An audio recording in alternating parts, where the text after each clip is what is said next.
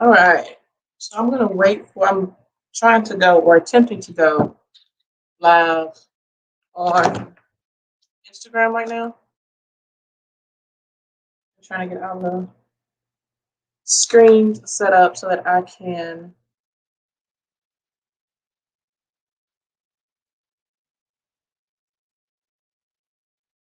um, monitor and keep up with comments and questions and things like that as we get going. So let me set up Instagram and then we will get started.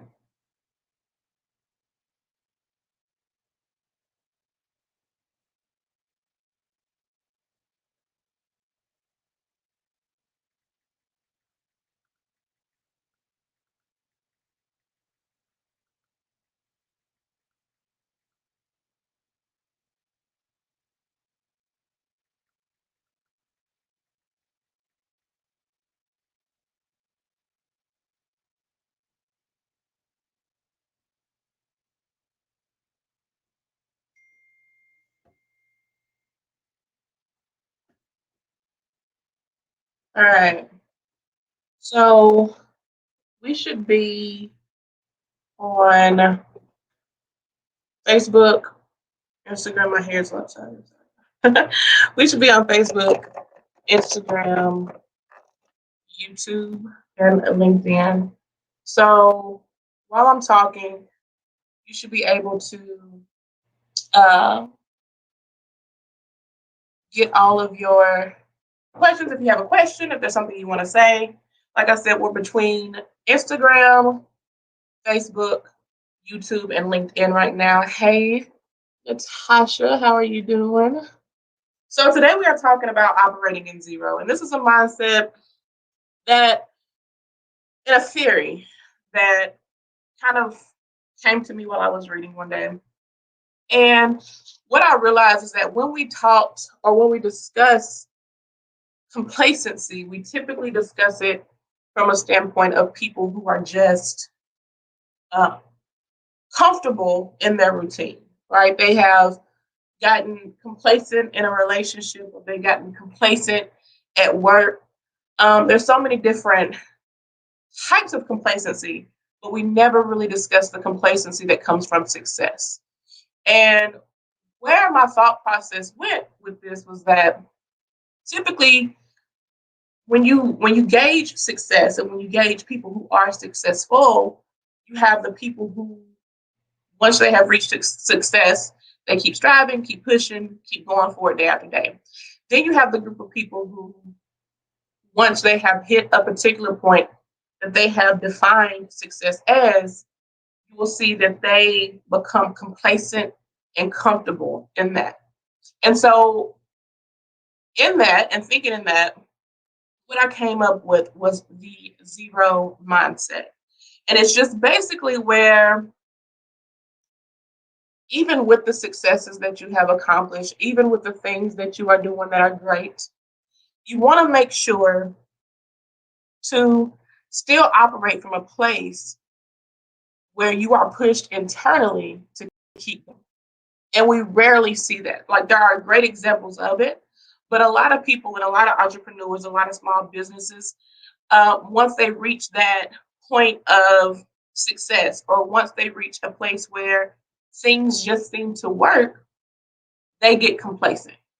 And, it might be where, like I said, you're okay with achieving that one goal, or it could be that you stay in a strategy or a process or a plan longer than it's intended to because of the fear of change and the complacency or the comfort found in kind of that routine, found in it worked, and if it ain't broke, don't fix it, right? We live there easily, and it's easy to live there. It's easy to stay there.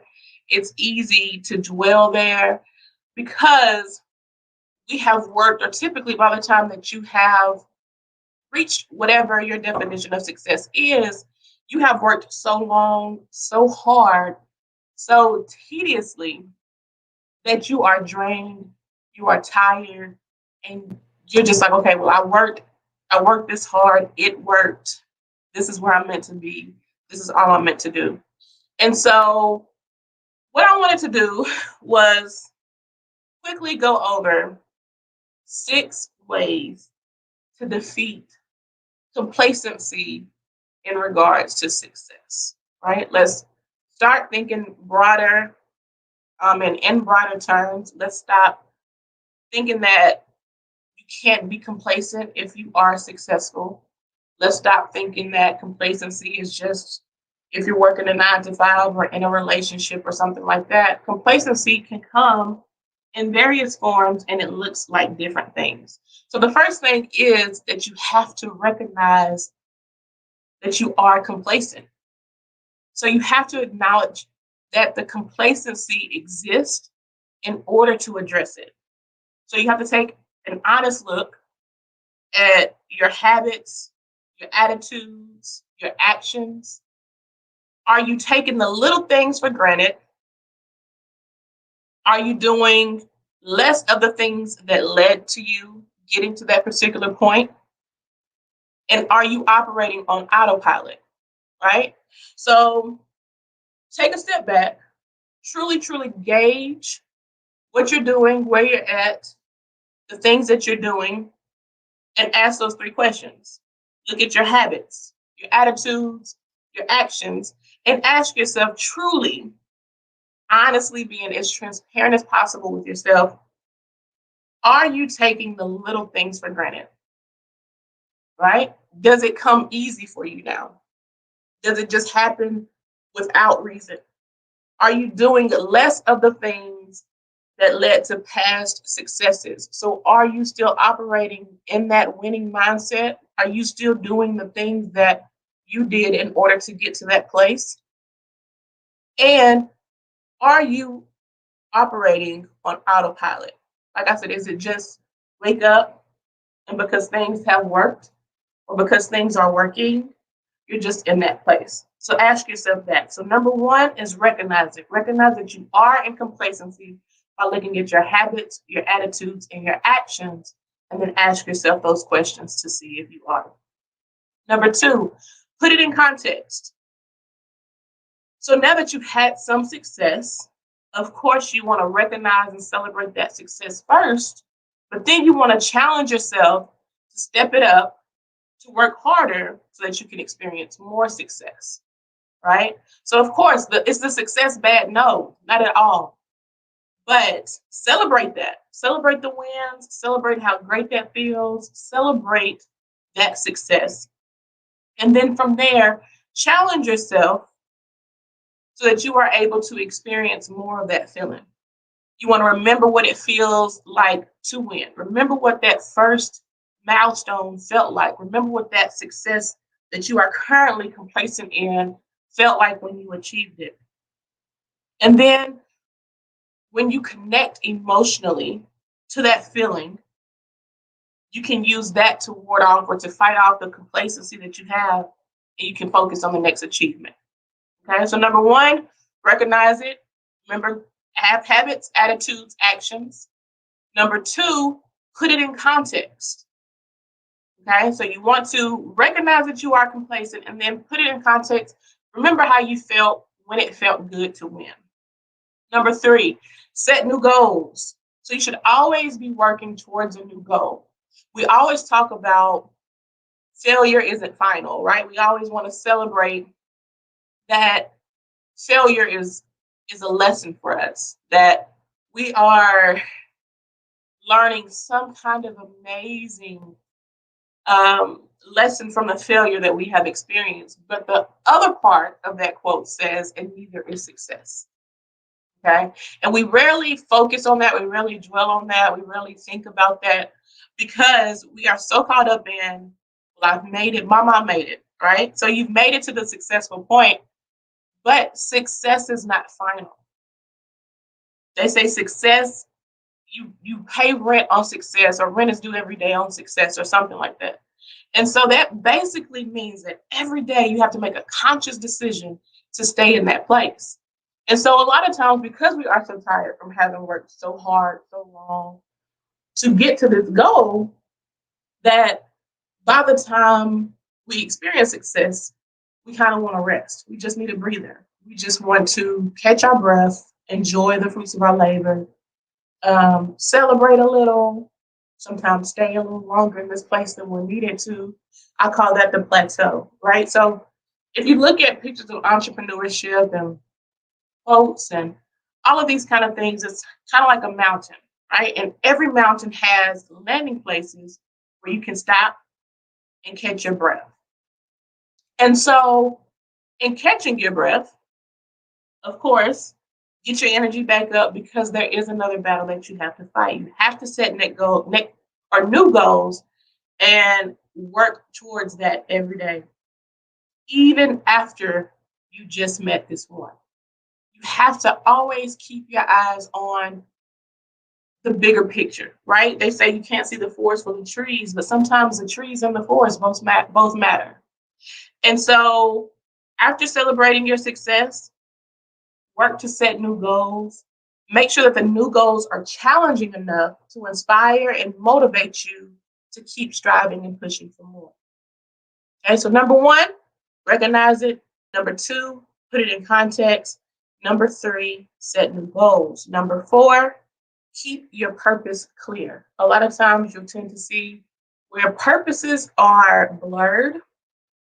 There's a thin line between passion and purpose and revenue, right? And so that can be very, very blurred, and it can kind of confuse, especially if you're so focused on making the money or so focused on increasing your revenue that you lose the purpose or the reason why you even started. And so goals are great. They're great to have. I'm a person that preaches the necessity of a goal, but it's the purpose that lies under that goal or the reason for the goal that truly matters. And that will drive discipline and performance when you're unmotivated, when you are motivated, when you've been successful, when you haven't been successful. The purpose, the passion, the reason, your why will keep you going even when you feel like you want to give up. So you want to remind yourself regularly of your purpose. You want to make sure that you remind yourself of your new goals, the projects that come in that align with your purpose, and you want to remember why your work matters so that it stays meaningful to you. If you get so caught up on success that you forget your why, that you lose sight of your purpose, that you lose sight of your passion, complacency is just second nature. It's gonna happen. Okay? Remember history and human nature. So complacency is a part of the human condition. There's no way around it. You want to recognizing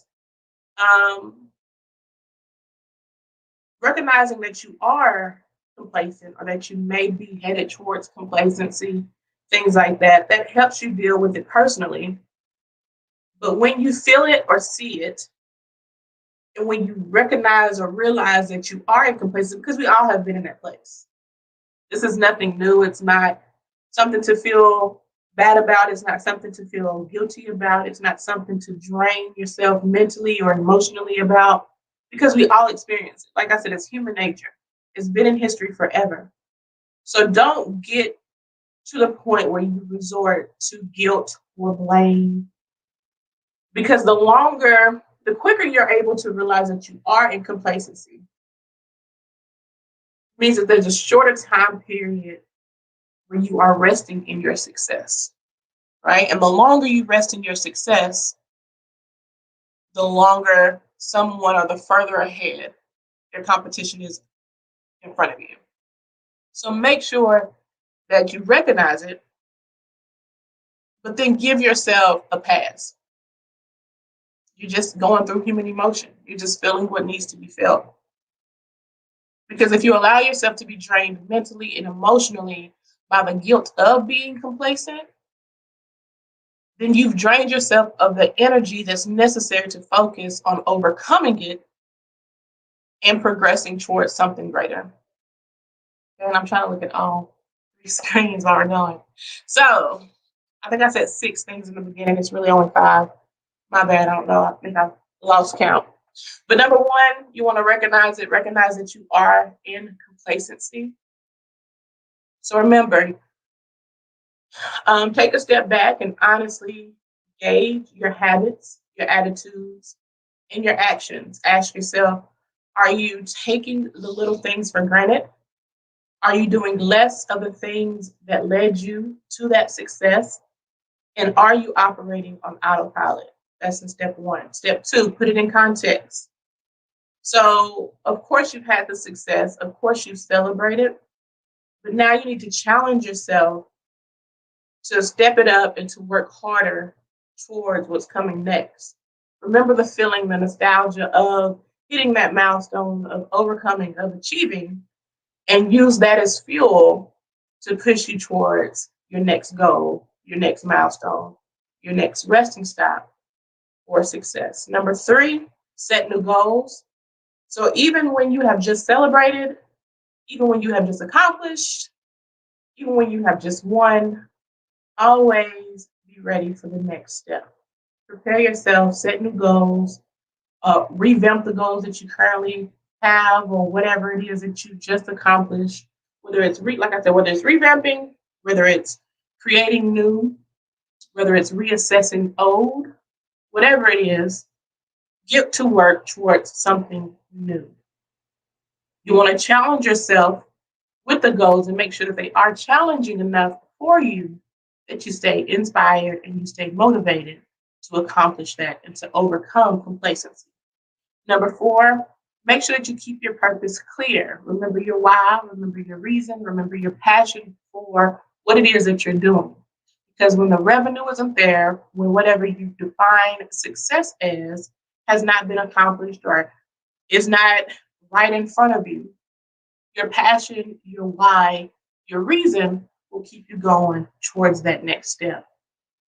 And number five, remember history and human nature. Complacency is something that we all experience. It's something that we all go through. So you want to make sure that you don't guilt yourself for being complacent because we've all gotten there.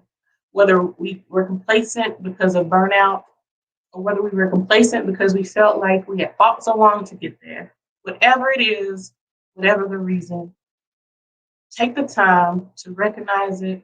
Don't guilt or blame yourself. Don't drain yourself of the energy required. And then use that energy, use that fuel, use your purpose, use your why to overcome complacency and get focused and driven for something new. So, if there are no more questions, I'm going to start coming in like once a week on Wednesdays to just have lives and conversations.